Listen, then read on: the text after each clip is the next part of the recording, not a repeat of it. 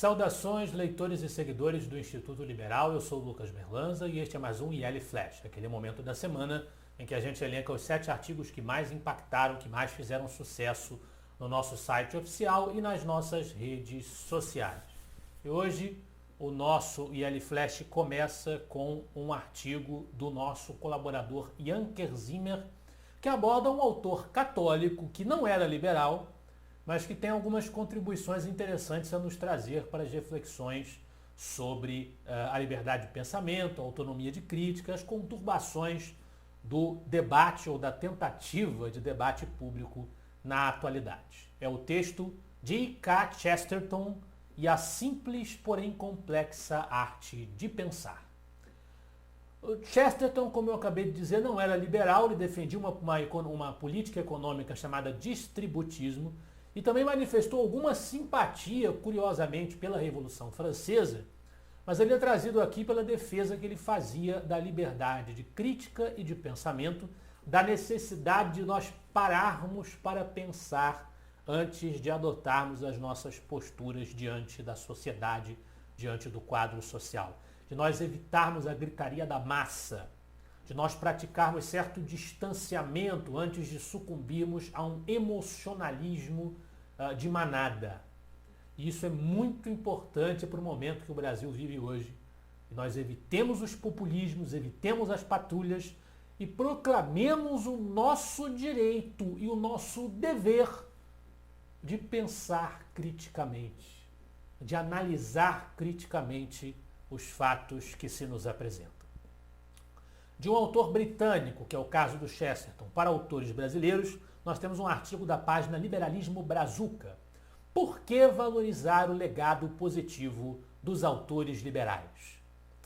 Isso porque a página, que na verdade é uma página no Facebook e também no Instagram, que fechou uma parceria com o Instituto Liberal e nós replicamos os bons conteúdos que eles produzem, eles resolveram fazer no mês de abril o mês de Carlos Lacerda. Para quem não sabe, o político e tribuno da antiga União Democrática Nacional, a UDN, Carlos Lacerda, que foi governador do também antigo estado da Guanabara, e é tema do meu livro, Lacerda, a Virtude da Polêmica, nasceu em abril, dia 30 de abril. Então, a Liberalismo Brazuca fez um mês dedicado a Lacerda, trazendo textos dele e sobre ele para a sua página. E eles receberam muitos ataques apontando questões polêmicas da biografia de Lacerda, como seu apoio à deposição de João Goulart em 1964. E aí, a página Liberalismo Brazuca, sem entrar no mérito da questão do Lacerda em si, da sua biografia, que eu abordo bastante no meu livro, a página Liberalismo Brazuca vai partir da provocação desses ataques que ela sofreu por abordar a figura de Lacerda e suas contribuições ao liberalismo como um símbolo do mau hábito dos liberais no Brasil de sempre atacar os autores liberais pelos seus defeitos, pelas suas peculiaridades polêmicas das suas biografias, em vez de exaltar as suas contribuições, ao contrário da esquerda, que adora exaltar os seus ídolos, mesmo que eles não mereçam nem um pouco de exaltação, mesmo que tenham sido defensores de coisas atrozes, de assassinatos, de regimes totalitários, como Paulo Freire, por exemplo, foi defensor de Mao Tse-tung, elogiou Mao Tse-tung. O texto cita defeitos que poderiam ser apontados em vários autores importantes, incluindo Joaquim Nabuco, pela sua defesa no fim da vida, pelo menos insinuando a defesa de um Estado confessional, como demonstração de que todos os autores vão ter defeitos e nós não podemos usar isso para simplesmente apagar as contribuições que eles ofereceram à tradição liberal brasileira. Mudando da água para o vinho, um texto do Nelson Duarte, do Instituto Líderes do Amanhã, Bitcoin, ouro digital.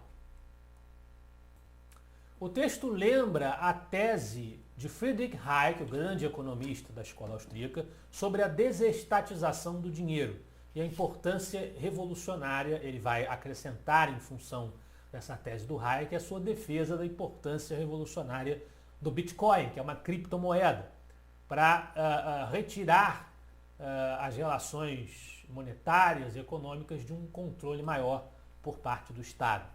Em 1978, o economista Hayek publicou A Desestatização do Dinheiro. Na obra, ele defende que o direito de emitir dinheiro, que é prerrogativa do Estado, deveria ser estendido a outros agentes para promover concorrência em um mercado monopolizado pelo governo, que seria o mercado de moedas, e permitir que as pessoas escolhessem as suas próprias moedas livremente.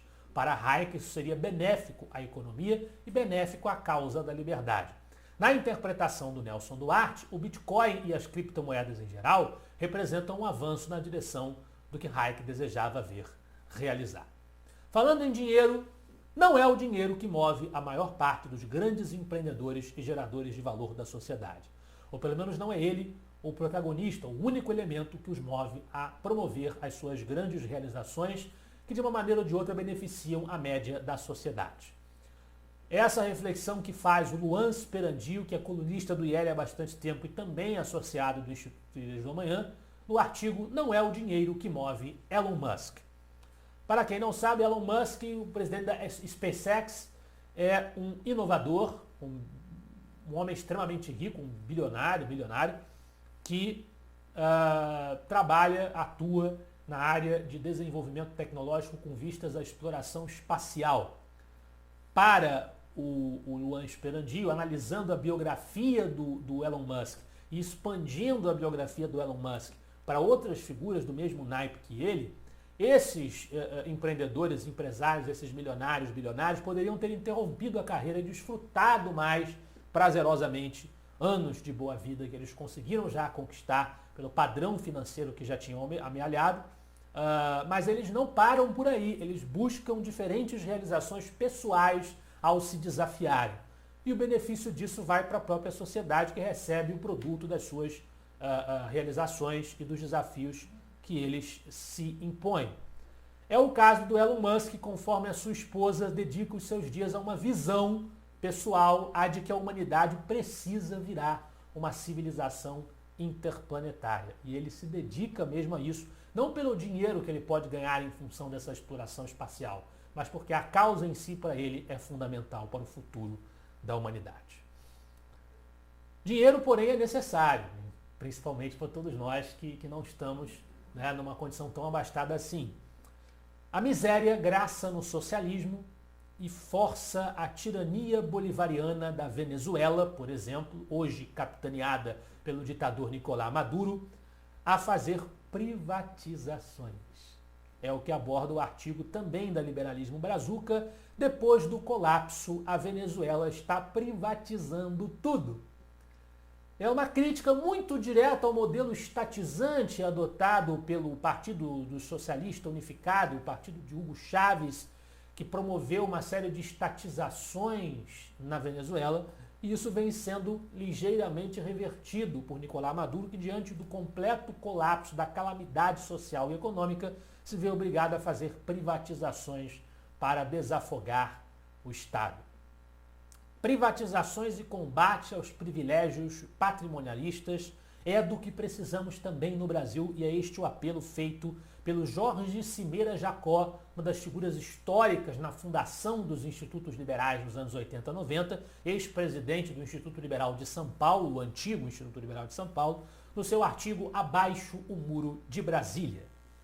Ele vai afirmar que as declarações que o empresário Salim Matta, um histórico apoiador do nosso Instituto Liberal e de todas as instituições de defesa do liberalismo no Brasil, vem defendendo nas suas aparições públicas desde que deixou a Secretaria de Desestatização do Ministério da Economia do governo Bolsonaro.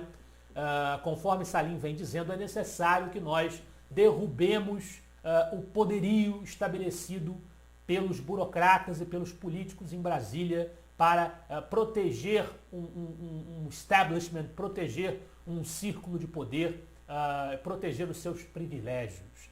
É preciso que nós os derrubemos para que eles não pesem mais sobre o cidadão, sobre o indivíduo, sobre o empreendedor. Precisamos ir, portanto, na contramão da Argentina.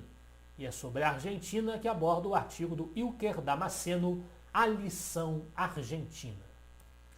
E é um retrato, uma reflexão trágica, mas com que nós precisamos tentar aprender alguma coisa. Eu estive esta semana representando o Instituto Liberal, concedendo uma entrevista à Fundação Atlas da Argentina, e lá uma conversa bastante simpática, O presidente, o diretor da Fundação Atlas, Martin Simonetta, me disse que, refletindo lá, quando eu apresentei para ele os dados econômicos do Brasil, ele falou, olha, vocês têm, a Argentina tem em um mês a inflação que vocês têm em um ano. Então nós estamos bem piores, ele disse. E é verdade, a Argentina, que já foi, na época da sua antiga república, antes do peronismo, uma das maiores economias do mundo, e sucumbiu ao desastre do nacionalismo peronista, um nacionalismo estatizante, com as suas vertentes diversas, mas sempre com a tônica do nacionalismo que nos agarra, nos aprisiona ao atraso na América Latina. Precisamos superar isso e lutar por essa superação na renovação das ideias é a missão do Instituto Liberal. Eu espero que vocês gostem dos artigos e dos debates que nós proporcionamos no Instituto Liberal. Semana que vem estaremos de volta. Afinal de contas, para nós, você é a parte mais importante da sociedade. Até a próxima.